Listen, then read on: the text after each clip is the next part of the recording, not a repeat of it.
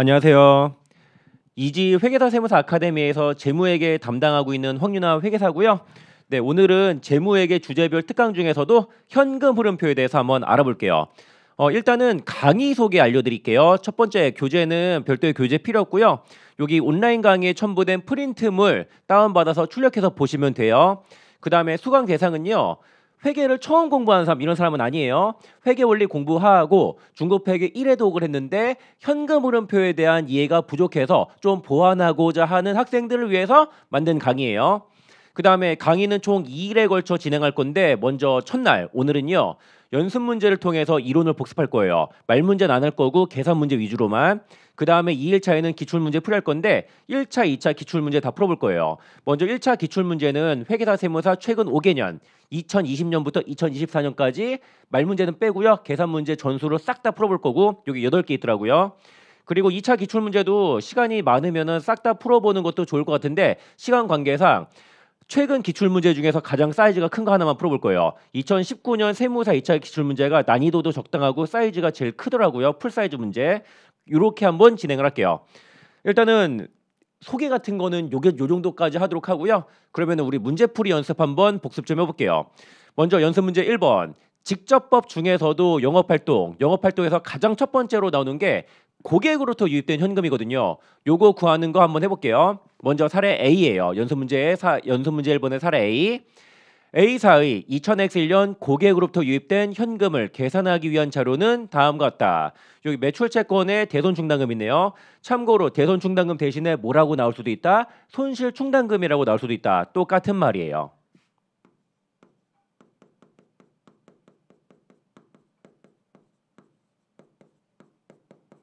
이렇게 기초 기말 잔액이 있네. 이런 식으로 기초 기말 잔액이 제시된 경우는 기초 플러스 증가는 감소 플러스 기말이다. 이렇게 증가분석해서 풀면 되게 좋아요. 그 다음에 여기 고객과의 거래 관련해서 손익계산서에 보고한 금액은 매출 300만 원인데 이중 외상 매출은 250만 원이고 현금 매출은 50만 원이래요. 그 다음에 대손상각비 10,000원도 보고했고요. 참고로 대손상각비 대신에 뭐라고 할 수도 있다? 매출채권 손상차손이라 할 수도 있다. 똑같은 말이에요.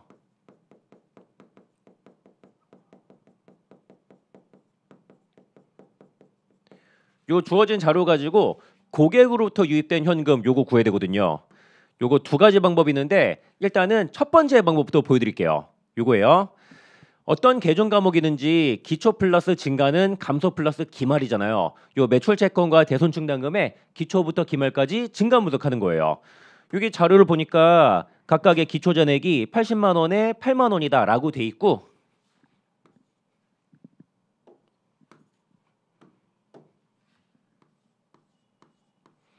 요 대손충당금은 매출채권의 차감 계정이라 마이너스 8만 원 표시되는데 이거 마이너스 표시하면 저는 괜히 헷갈리더라고요. 그냥 플러스로 표시할게요. 그 다음에 기말 잔액은 72만 원에 6만 7천 원.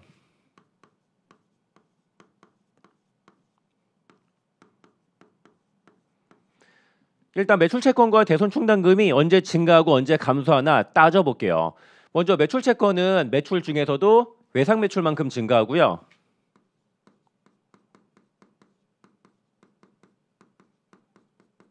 그 다음에 감소는요. 첫 번째 현금으로 회수하면 감소하고 두 번째 매출채권 대손나서 감소할 수도 있잖아요. 대손나서 감소할 수도 있다. 요 정도 분석해 주시면 돼요. 그 다음에 대손충당금 같은 경우는요. 먼저 대손충당금은 매출채권 대손나면은 매출채권과 상계 처리하잖아요. 그때 같은 금액이 감소하고요.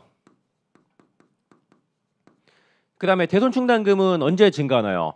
기말에 대손충당금 설정할 때 증가할 때 증가하는데 그때 상대 계정이 뭐다? 대손상각비잖아요. 그래서 얘는 대손상각비만큼 증가한다라고 보시면 돼요. 그 다음에 경우에 따라서는 이미 대손 처리한 매출채권을 현금으로 회수하면은 그때 대손충당금이 증가하기도 하는데 특별한 거 없으면은 그런 것까지는 없다라고 가정하는 거다. 이렇게 하면 되겠네요. 자료 보니까 전체 매출액이 300만 원인데 이중 외상 매출이 250만 원이래요. 그러면은 외상 매출 250만 원만큼 매출채권이 증가하고요. 그 다음에 대손상각비가 10,000원이다라고 돼 있네요. 대손상각비 10,000원 이렇게. 하고 나니까 요 대손당금액 구할 수 있죠. 8만 원 더하기 만 원 빼기 6만 7천 원 하니까 네, 2만 3천 원 대손 난 거 나오네. 그래서 대손으로 제거된 매출 채권이 2만 3천 원이다라고 할 수 있고, 그럼 여기도 2만 3천 원 써야겠다. 하고 나니까 매출 채권 현금으로 회수한 금액이 얼마인지 나와요. 이거 더하고 빼고 나머지 하면 되는 거잖아요. 그래서 80만 원 더하기 250만 원 빼기 2만 3천 원 빼기 72만 원 하니까 255만 7천 원 나오네요.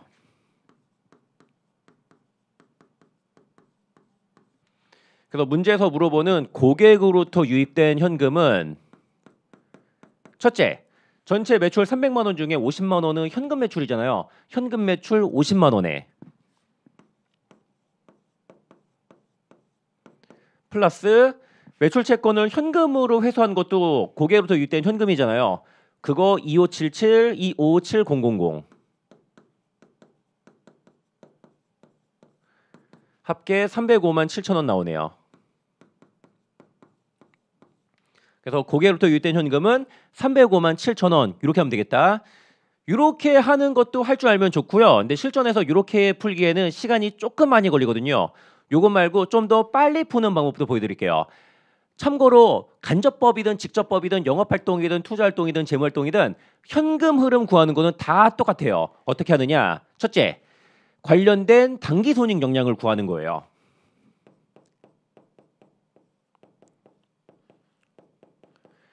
그래서 이번 문제에서 고객과의 거래가 당기손익에 미친 영향이 얼마인가 이거부터 발라내봐요. 뭐 있어요? 먼저 매출 전체 300만 원 있었고요.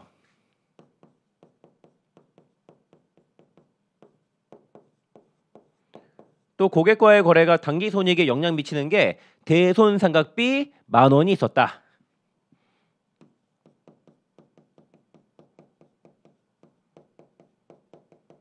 이렇게 두 개밖에 없네요. 경우에 따라서는 요거 말고 다른 게 더 나올 수도 있고 그거는 다음 사에서 알아볼 거예요. 아무튼 고객과의 거래가 당기손익에 미친 영향은 299만 원 증가해요. 그러면은 대변에 당기손익 영향의 합계 299만 원 써주시면 되고요.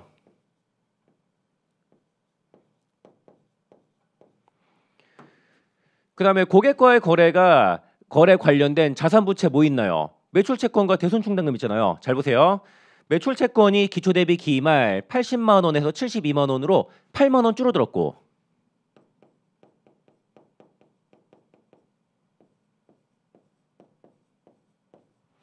그리고 대손충당금이 8만 원에서 6만 7천 원으로 13,000원 줄어들었네요.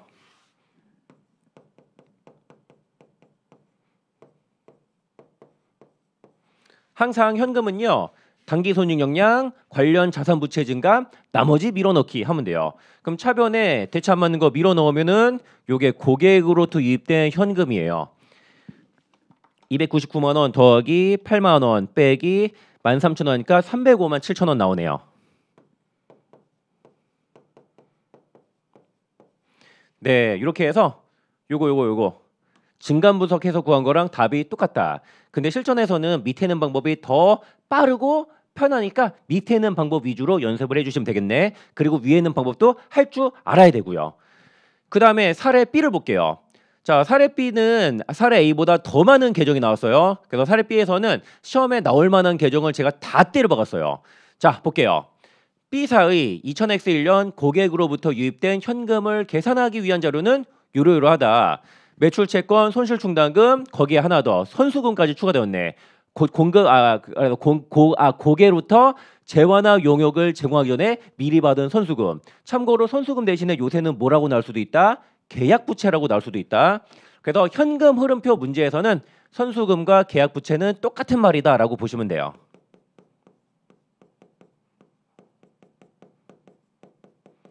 그리고 요번에는 대손충당금이 아니라 손실충당금이라고 돼 있네.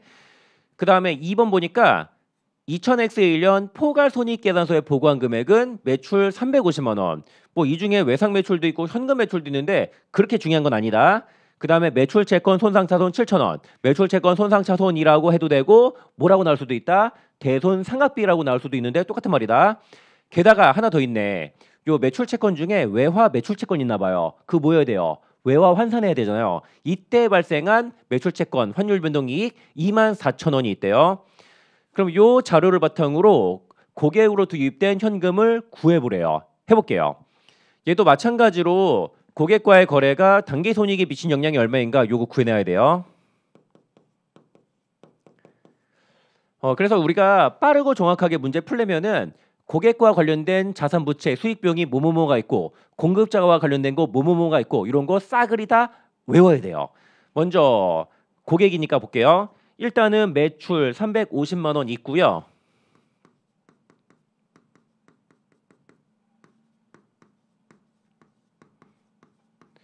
그 다음에 매출 채권 손상차손 7,000원 있고요. 뭐 대손상각비라고 할 수도 있고.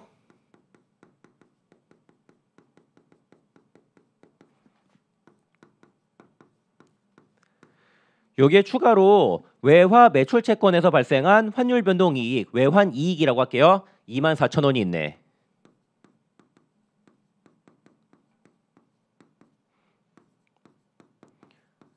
조심할 거. 환율 변동 손익 무조건 여기다가 출처 관계없이 다 넣으면 되는 건가? 아니에요. 외화 매출 채권에서 발생한 것만 여기서 넣는 거다. 예를 들어 외화 매입 채무, 외화 사채, 외화 차입금 이런 거 있을 수도 있잖아요. 걔네들은 고객이랑 관련이 없는 거잖아요. 그런 데서 발생한 환율 변동 손익은 여기다 넣으면 안 되고요. 여기 고객으로부터 유입된 현금 구할 때는 외화 매출 채권에서 발생한 환율 변동 손익만 넣어주시면 된다. 그래서 이렇게 해가지고 고객과의 거래가 당기 손익이 미친 영향이 350만 원 빼기 7,000원 더하기 24,000원 해가지고 351만 7,000원이에요.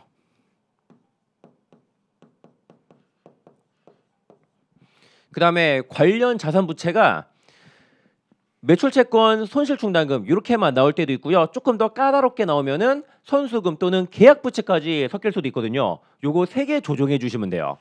먼저 매출채권이 기초 대비 기말 4만 원이 증가했고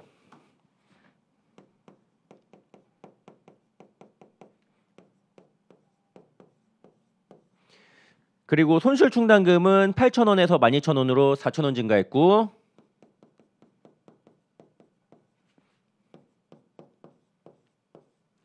그 다음에 선수금이 20만 원에서 17만 5천 원으로 2만 5천 원 부채 감소지. 네, 그럼 차변에 선수금 2만 5천 원 해주시면 되겠다. 뭐 계약 부채라고 나올 수도 있고 똑같은 말이에요.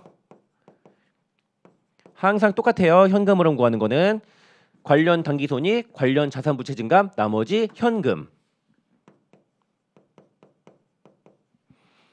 이렇게 해서 351만 7천 원 더하기 4천 원 빼기 4만 원 빼기 2만 5천 원 해가지고 3, 4, 5, 6, 0, 0, 0 나오네요.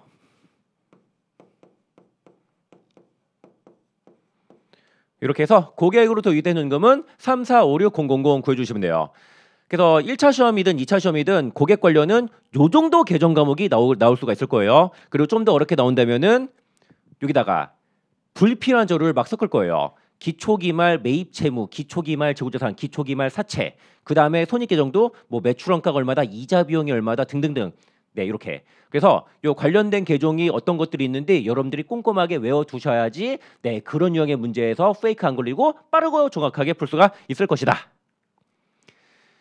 그 다음에 연습 문제 2번으로 넘어가서 요번에는 영업활동 중에서도 넘버 2라고 볼 수 있는 공급자에게 유출된 현금 구해볼게요.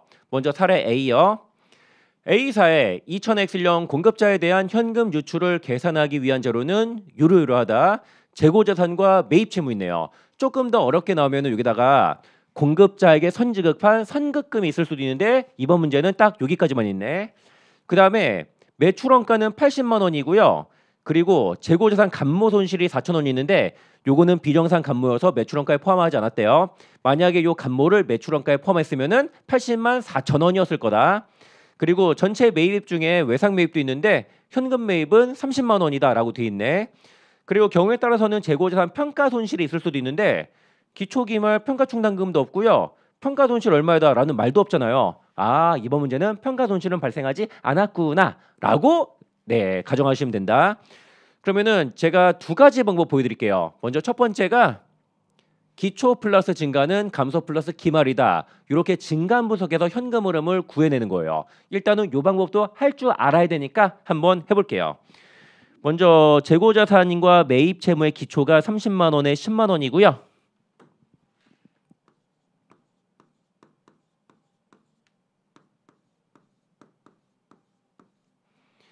그 다음에 기말 잔액이 32만 원에 9만 2천 원.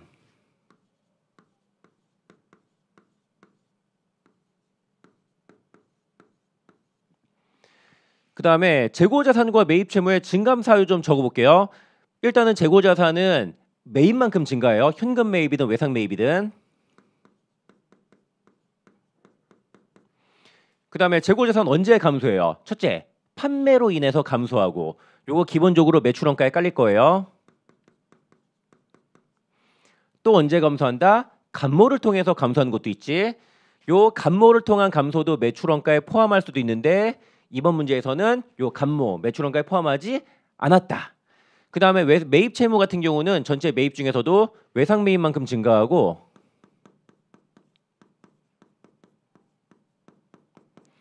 그리고 매입 채무는 현금으로 지급하면은 감소하고요. 요거 분석하시면 되는 거예요. 자료를 보니까 매출원가가 80만 원인데 평가손실 없고요. 감모는 4천 원인데 매출원가에 포함하지 않는데요. 아, 판매를 통한 감소분 80만 원만 매출원가에 포함되어 있구나 라고 할 수 있네요. 그 다음에 감모 손실은 4천 원이고요. 이렇게 하고 나니까 매입액이 얼마인지 구할 수 있어요. 80만 원 더하기 4천 원 더하기 32만 원에서 빼기 30만 원 해주시면 되겠네. 그래서 매입액은 82만 4천 원이에요.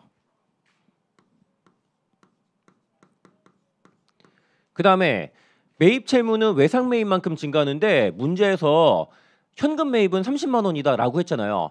아, 전체 매입 32만 4천 원 중에 현금 매입이 30만 원이라 외상 매입은 52만 4천 원이다 라고 할 수 있겠네. 끝났네. 그래서 매입 채무 지급액은 더하고 빼고 나머지 밀어 넣어 주시면 돼요. 10만 원 더하기 52만 4천 원 빼기 9만 2천 원 하니까 53만 2천 원이 나오네요. 그러면은 공급자에게 유출된 현금 구해볼게요. 첫째, 전체 매입 중에 현금 매입이 30만 원 있었잖아요.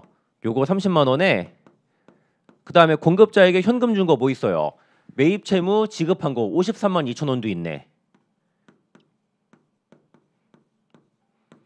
아, 이렇게 해서 공급자에 대한 현금 유출은 83만 2천 원이구나 구해주시면 돼요. 근데 이것도 좋은 방법인데 시간이 조금 많이 걸리잖아요. 그러면은 좀 더 빠르고 정확하게 푸는 거 보여드릴게요.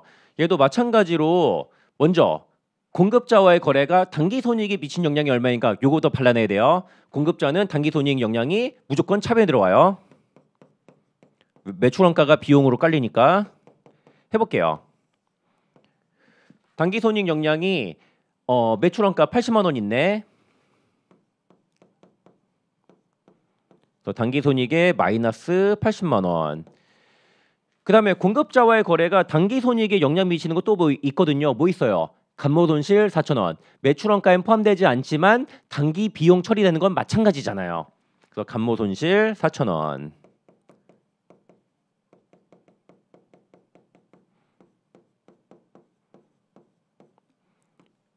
네, 이렇게 해서 단기 손익 영향은 80만 4천 원 감소해요.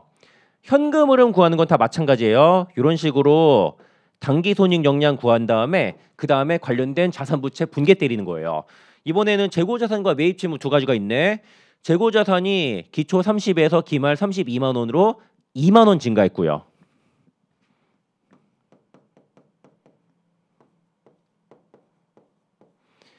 그리고 매입 채무는 10만 원에서 9만 2천 원으로 기초 대비 기말 8천 원이 감소했네요.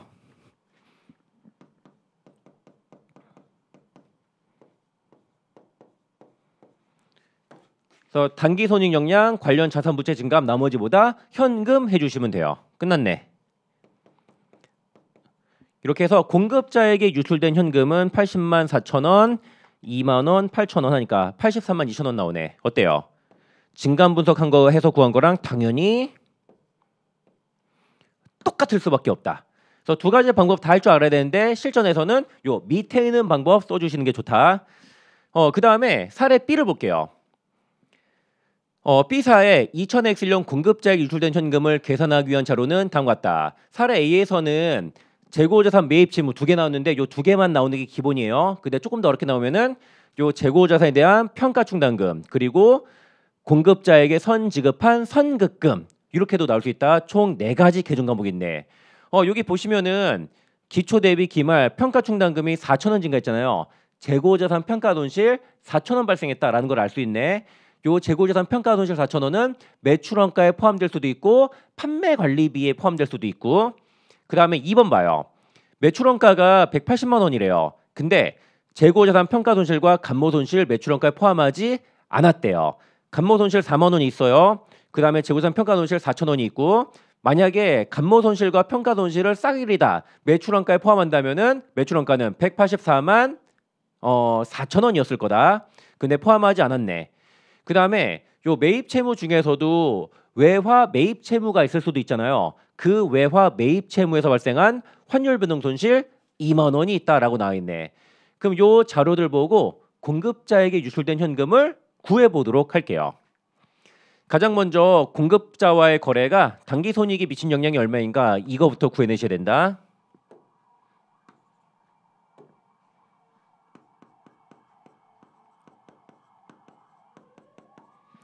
첫째, 기본적으로 매출원가 180만 원 깔아주시고요.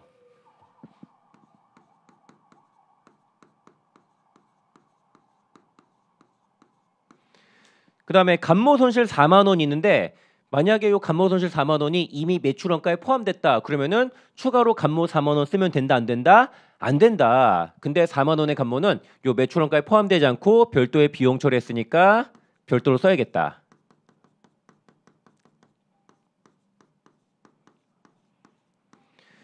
재고자산 평가 손실도 4천 원 있는데 이거 매출원가에 포함하지 않았어요. 만약에 4천 원의 평가 손실이 요 매출원가에 이미 포함이 되어 있다면은 추가로 평가 손실 4천 원 쓰면 안 되는 거예요. 이미 여기 들어가 있으니까.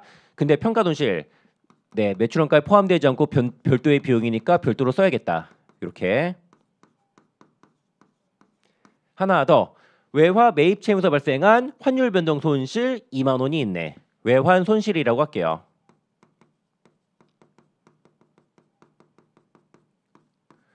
조심할 거.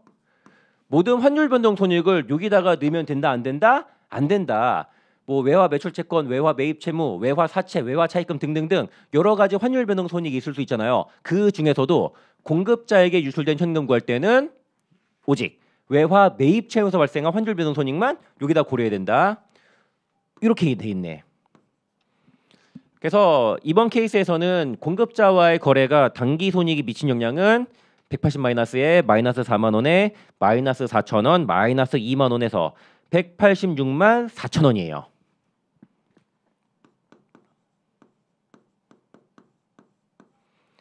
그 다음에 관련 자산 부채 증감을 봐요.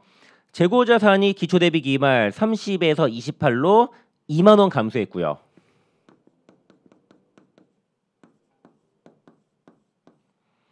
그 다음에 재고자산 평가 충당금이 4천 원 증가했네요.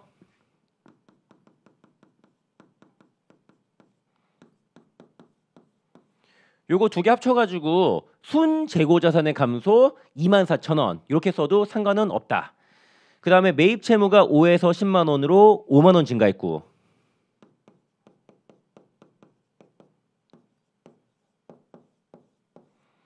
그 다음에 공급자에게 선 지급한 선급금이 얘는 자산이지 5만 원에서 5만 3천 원으로 3천 원 증가했어요.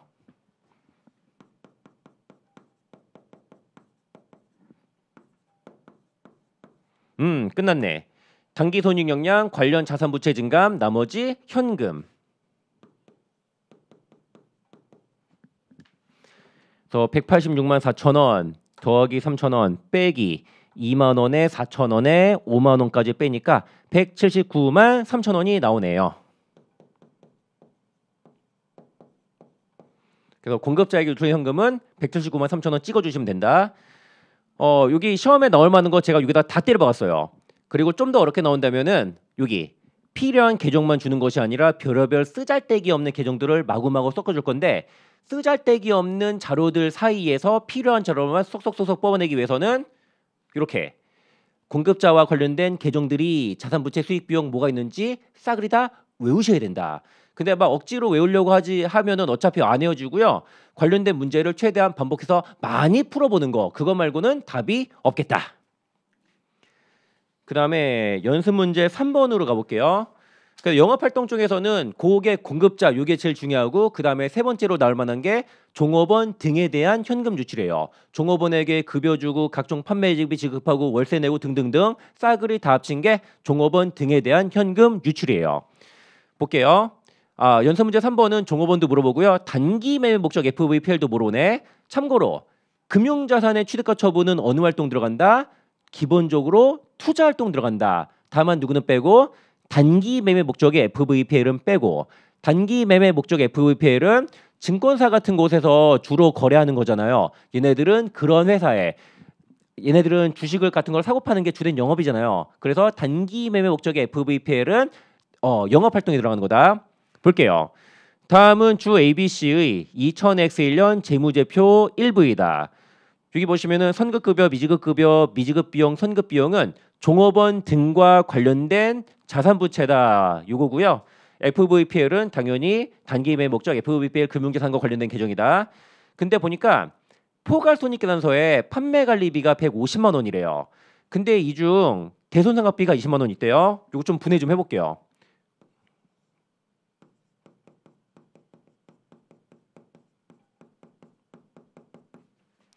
근데 요 대손상각비 20만 원은 판매관리비에 들어가는데 이거는 종업원 등과 관련된 손익인가? 아니지. 요 대손상각비는 우리가 고객으로부터 유입된 현금 구할 때 적용했잖아요. 요거는 고객 관련이에요. 그 다음에 감가상각비 15만 원이 포함되어 있네. 요 감가상각비도 판관비에 들어가는데 요거 종업원이랑 관련된 건가? 아니라 유형자산 관련이잖아요. 그래서 이거는 투자활동 관련된 손익이에요. 또 이거는 나중에 유형자산 취득 처분으로 인한 투자활동 현금 흐름을 구할 때 고려하는 거니까 요 감가상각비는 기본적으로 투자활동과 관련된 현금 흐름이다. 그리고 재고자산 평가손실 5만 원도 있네.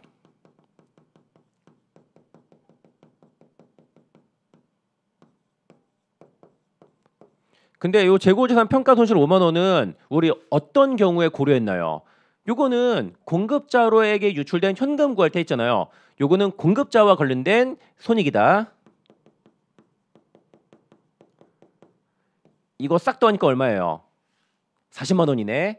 전체 판매관리비 150만 원 중에서 종업원과 관련이 없는 나머지 판관비가 40만 원 있잖아요. 나머지 110만 원은 뭐다? 종업원 등과 관련된 판관비다. 이렇게 해서 110만 원 나오네요. 뭐 급여라든지 임차료라든지 판매비라든지 광고비라든지 이런 것들 싹을 합쳐가지고 그 다음에 3번과 4번은 FVPL이랑 관련된 거니까 좀 이따가 볼게요. 일단 물음 1번 종업원 등에 대한 현금 유출을 구하시오. 얘도 마찬가지예요. 종업원 등과 관련된 현금으로 뭐 있어요? 전체 판관비 150만 원이 아니고 이 중에서 종업원 등과 관련이 없는 거 제외한 나머지 110만 원 관련된 당기손익은 여기서 시작해야 된다. 요거를 그냥 기타 판관비라고 할게요.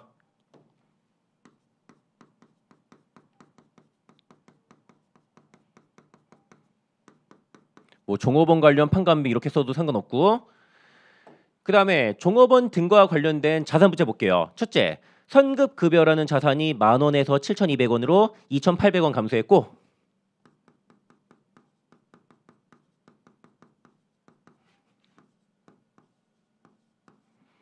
그리고 미지급급여가 32,000원에서 33,800원으로 1,800원 증가했고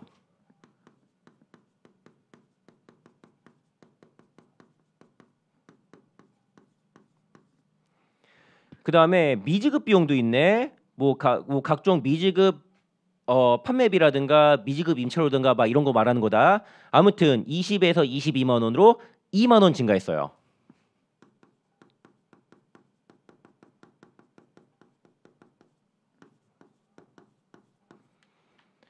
그다음에 선급 비용도 있네. 선급 비용은 10,000원 증가했네요.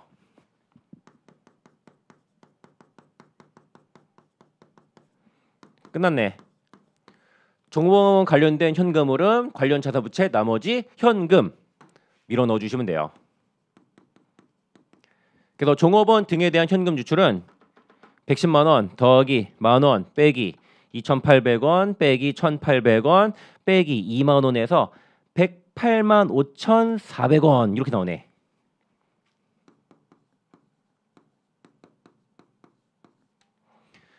그 다음에 물음 2번에 FVPL 관련된 거 볼게요. FVPL과 관련된 단기 손익들 뭐 있나요? 여기 FVPL 평가이익 12만 원에 평가손실 7만 원 있네. 뭐 평가손익이든 처분손익이든 네, 다 FVPL 관련이다.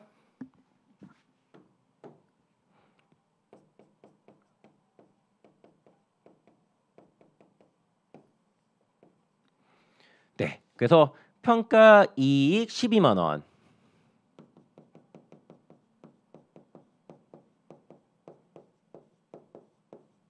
그 다음에 평가손실 7만 원. 그리고 처분손익도 발생할 수 있는데 걔네들도 단기손익이니까 혹시라도 그런 거 있으면은 걔네들도 여기다가 고려하면 되겠다.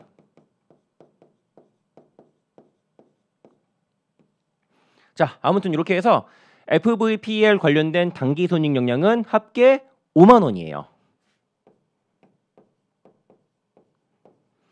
그 다음에 이번 케이스에서는 FVPL 관련된 자산 부채 그냥 FVPL만 밖에 없잖아요. 요게 기초 20만 원에서 기말 18만 원으로 2만 원이 줄어들었네. 얘도 마찬가지예요. 관련 단기손익의 합계, 관련 자산 부채, 나머지 현금. 그래서 차변의 현금 7만 원.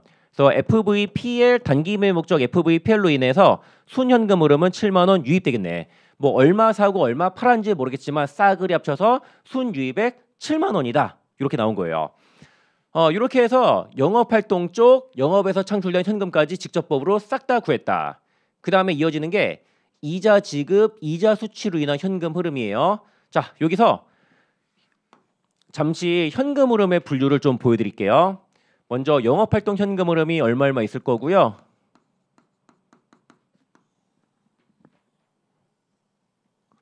그리고 얘네들이 제일 넓어요. 그 다음에 투자활동 현금 흐름. 투자활동에 뭐가 들어가요? 유무형자산의 취득처분, 그 다음에 금융자산의 취득처분. 근데 금융자산 취득처분에선 누구 빼고? 단기 매매 목적의 FVPL 빼고 걔네들은 영업활동이니까. 그 다음에 재무활동. 요 재무활동은 자금 조달과 관련된 거잖아요. 뭐 사채 발행, 사채 상환, 차입금 차입, 유상증자 등등등. 네, 이런 애들이 재무활동에 들어간다. 그리고 영업활동 쪽이 옛날에는 그냥 다 같은 영업활동이었는데 국제회계 기준 들어오면서 영업활동 현금 흐름을 두 조각으로 나누게 되었어요. 어떻게 나누냐면은 첫 번째 영업에서 창출된 현금이라고 있어요. 줄여서 영창이라고 할게요. 영창. 영업에서 창출된 현금, 영창. 요 영창이 뭐냐면은 순수한 영업활동 현금을 말하는 거예요. 첫 번째 고객으로부터 유입된 현금.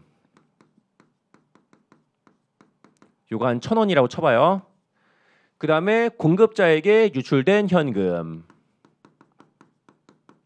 얘네들이 넘버원, 넘버2예요. 공급자가 한 400원이라고 칠게요. 그 다음에 넘버3가 종업원 등에 대한 현금 유출.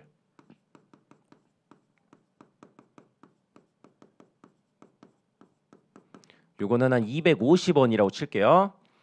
그 다음에 경우에 따라서는 뭐가 있을 수도 있다.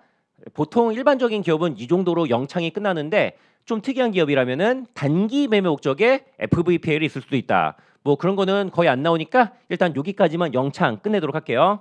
만약에 단기 매매 목적의 FVPL이 있으면은 걔도 여기 영창이 들어가는 거다.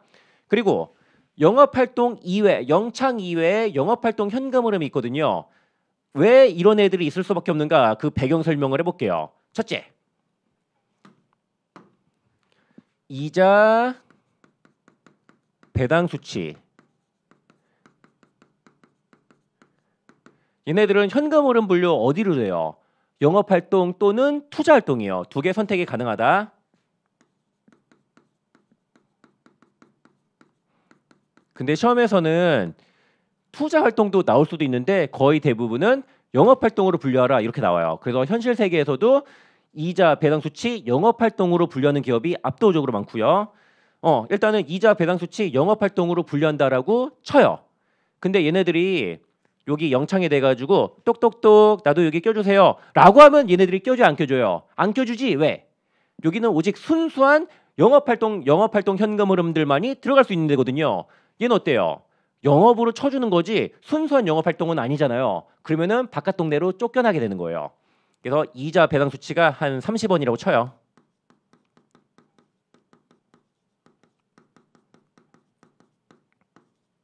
그 다음에 이자 지급. 네, 이자 지급은 어느 활동이에요? 영업 또는 재무 활동이에요.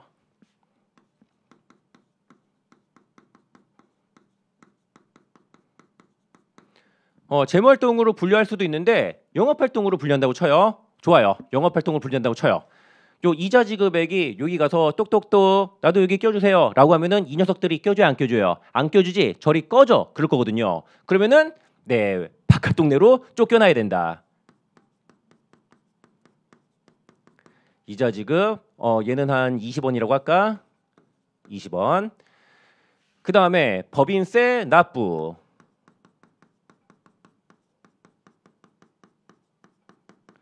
현행 국제회계 기준에 의하면 법인세 납부는 전체 납부액을 영업투자 재무 쪼개는 것을 원칙으로 하고 있다. 이건 셋 중에 하나 고르는 게 아니에요. 전체 금액을 배분해야 된다. 근데 현실적으로 요거 배분하는 게 쉬워요, 어려워요? 너무너무 어렵거든요. 현실적으로 배분하는 게 불가능해요. 그럴 때에는 어떻게 한다? 영업활동에 몰빵하는 것도 가능하다. 저 시험에서는 영업활동에 몰빵하는 게 나올 거예요. 그래서 영업활동 그래서 법인세 납부를 영업활동으로 분류한다라고 쳐요. 근데 똑똑똑 영창 껴줘요 안 껴줘요? 안 껴주지? 그럼 어디로 가야 돼요? 바깥 동네로 쫓겨나야 돼요. 그래서 법인세 납부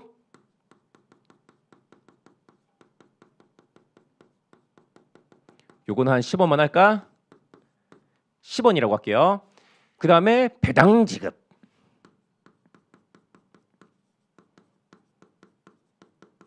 증자, 감자, 자기 주식 등등등 주주와의 자본 거래는 기본적으로 재무 활동으로 들어가요. 배당 지급도 뭐예요? 주주와의 자본 거래잖아요. 얘는 자금 조달과 관련된 재무 활동이에요. 옛날에는 국제회계 기준 도입 이전에는 배당 지급을 재무 활동으로만 분류를 해왔거든요. 근데 국제회계 기준 넘어오면서 회계 목적은 정보 이용자에게 유용한 정보 제공하는 거잖아요. 그래서 배당 지급이 영업활동으로 분류되는 경우 정보 이용자에게 더욱 유용한 정보를 제공한다면은 영업활동으로 분류하는 것도 허용하겠다 이거예요.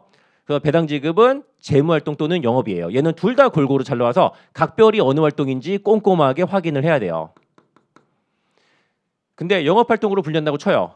예, 영창이 들어가요? 못 들어가요? 못 들어가요. 왜? 순수한 영업이 아니고 얘네들은 원래는 재무인데 영업이라고 쳐주는 거니까. 배당 지급은 화끈하게 한 100원이라고 칠게요. 100원. 이렇게 나눠야 돼요. 그리고 공식적인 명칭은 없고요. 영창 이외에 영업 활동이 있잖아요. 요거는 공식적인 명칭이 없는데 저는 요거를 편의상 기타 영업이라고 불러요. 앞으로 요거는 기타 영업이라고 제가 칭하도록 할게요. 요거는 공식적인 명칭은 아니고요. 여러분들에게 설명하기 편하기 위해서 제가 인위적으로 만든 개념 같은 거니까 그냥 그러려니 해주세요. 그리고 영창은 순수한 영업이고요. 기타 영업은 영업으로 쳐주는 애들 합친 게 전체 영업활동 현금흐름이고 얘는 뭐라고 부른다? 영업활동 순현금 이런 식으로 불러요. 줄여서 영순이라고 할게요. 영순.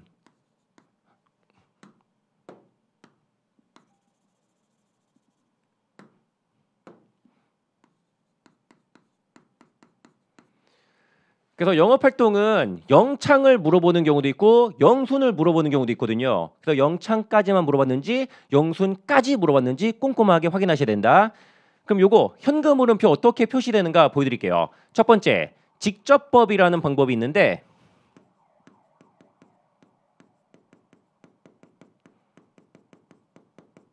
일단은 영창을 구해볼게요.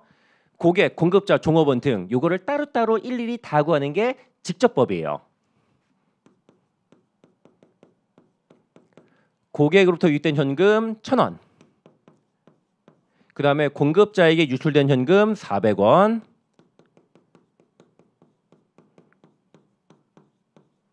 그 다음에 종업원 등 250원.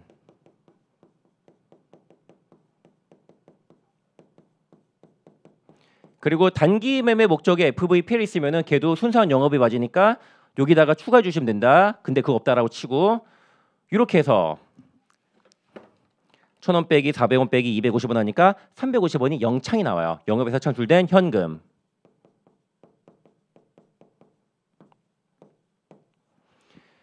근데 요게 전체 영업활동 현금이 아니고 영업으로 쳐주는 요런 애들도 있잖아요. 요거 밑에다가 추가하면 되는 거예요. 이자 배당 수치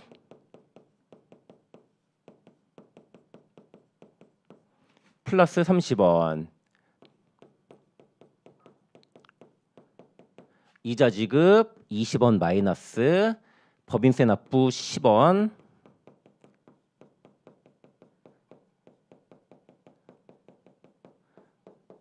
그 다음에 배당 지급은 재무로 분류할 수도 있는데 영업활동으로 분류된다면 여기다 넣어주시면 된다.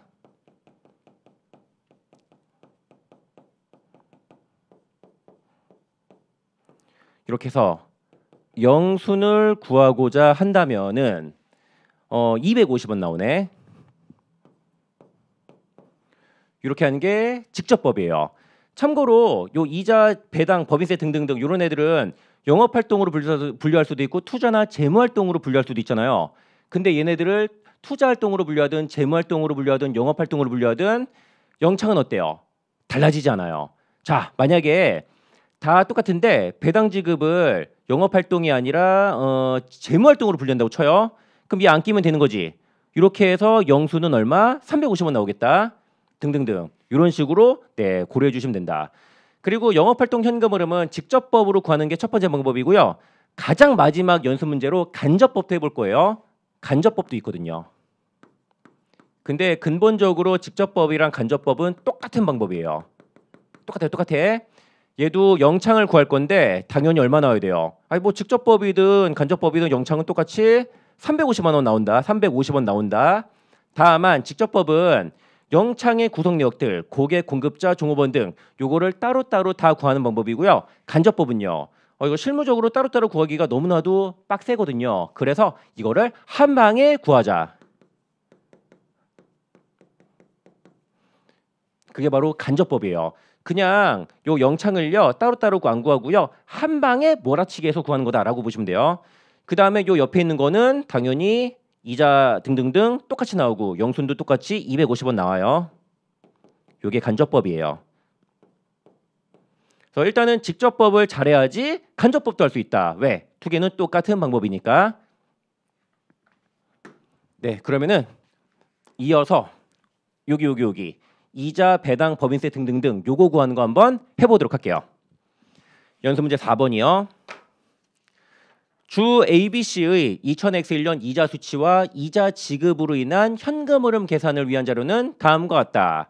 보니까 미수이자, 미지급이자 있고 등등등 있네. 물음 1. 이자 수치로 인한 현금 흐름을 구하시오라고 했네. 해볼게요. 먼저 손익계산서상 이자 수익이 10만 원이에요. 얘도 마찬가지로 관련된 단기 손익, 이자 수익에서 시작.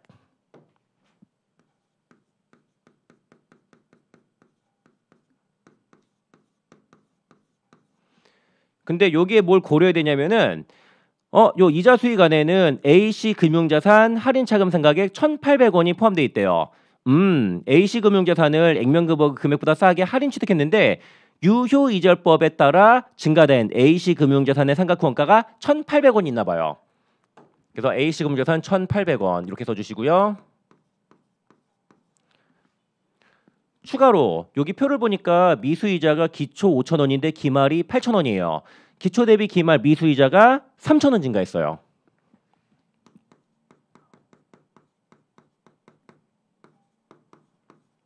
얘도 끝났네.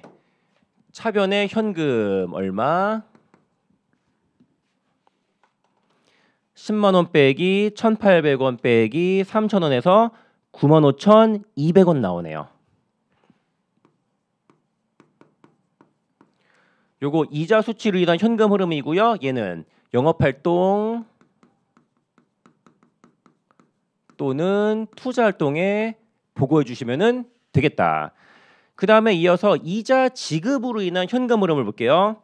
여기 보니까 포괄 손익계산상 이자 비용이 8만 원인데 요 이자 비용 8만 원 안에는 사할차 상가액 2,300원이 포함되어 있대요. 아, 우리 회사가 사채를 할인 발행했는데 유효이자율법에 따른 사할차 상가액 2,300원이 포함되어 있대요. 그 다음에 건물 취득원가에 포함된 차입원가 자본화는 2,000원이다라고 되어 있네요. 이 소리예요. 손익계산서에 현재 찍혀있는 이자 비용은 8만 원인데 이거는 차입원가 자본화 한 다음의 숫자잖아요. 차입원가 자본화를 하기 전에는 이자 비용이 얼마였다? 8만 2천 원이었다. 이 소리예요. 보여드릴게요. 이자 비용이 원래는 8만 2천 원이었는데 이 이자 비용 중에서 2천 원은 적격 자산에 대한 차입원가 자본화 금액인 거예요. 그래서 요 2천 원을 이자 비용에서 뭔진 모르겠는데 적격 자산 이런 식으로 차입원가 자본화를 때려버린 거예요. 유액이다. 네, 그 다음에 이어서 요 이자 비용 안에는 사할차 상가액 2,300원이 포함되어 있고 요 사할차 상가액을 좀 쉽게 나오면은 이렇게 대놓고 줄 수도 있고요. 조금 어렵게 나오면은 사채에 대한 분석을 해서 사할차 상가액을 우리가 직접 구해야 되는 그런 빡센 문제도 나오기도 한다. 뿐만 아니라 하나 더 있네. 관련된 계정이 미지급이자요. 그래서 기초 대비 기말 3,000원에서 2,000원으로 미지급이자가 1,000원 감소했네요.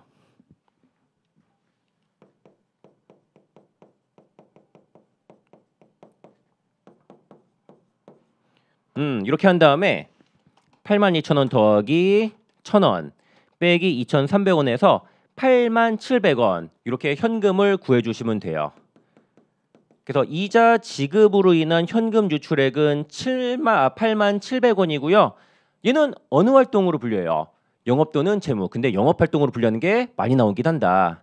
근데 재무 활동으로 나올 수도 있으니까 방심하지 마시고 이렇게 이자 수치, 이자 지급액 구해봤네요. 그 다음에 이어서 연습 문제 5번에 법인세 납부로 인한 현금 흐름 해볼게요. 일단은 문제부터 풀어볼게요. 포괄 손익계산상 법인세 비용이 33만 원이에요. 일단은 관련 단기 손익 법인세 비용 33만 원에서 시작할게요.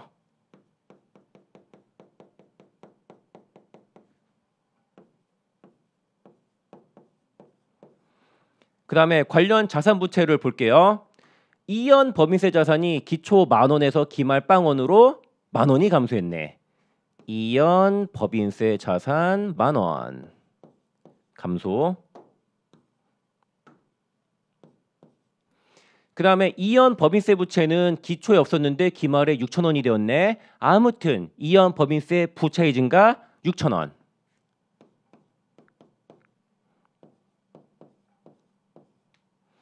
그리고 미지급 법인세가 기초 31만 원에서 기말 30만 원으로 아무튼 만원 감소했어요. 미지급 법인세 감소 만원. 차변에 부채 감소니까. 이렇게 하고 나서 대참하는 거 뭐 하면 돼요? 현금하면 돼요. 다 똑같죠? 단기 손익 역량, 관련 자산 부채 증감, 나머지 현금. 다 똑같이 이렇게 구하는 거예요. 그래서 계산해 보자면은 33만 원 더하기 만원 빼기 만원 빼기 6,000원 해가지고 32만 4,000원 나오네요. 그래서 요 32만 4,000원의 법인세 납부로 인한 현금은요. 영업투자 재무 쪼개는 게 원칙이고요.